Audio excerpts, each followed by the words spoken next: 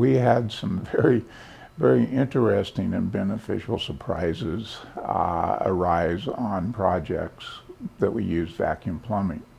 And one in particular is that we converted a 1980s spec office building into a medical facility. So we went from a Class B building to a Type A or a Class A medical building.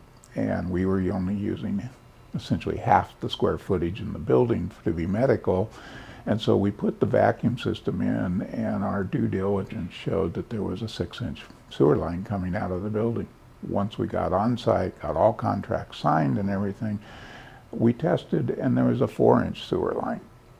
We went back to AcornVac, and this gets into their service and engineering, and just asked them the question of what kind of problem do we have?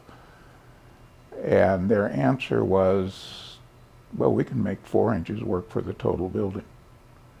And so a project that could have died very quickly, a very hard death, didn't even flinch, because you can use a 4-inch line for a 125,000 square foot medical office building, which is totally unheard of.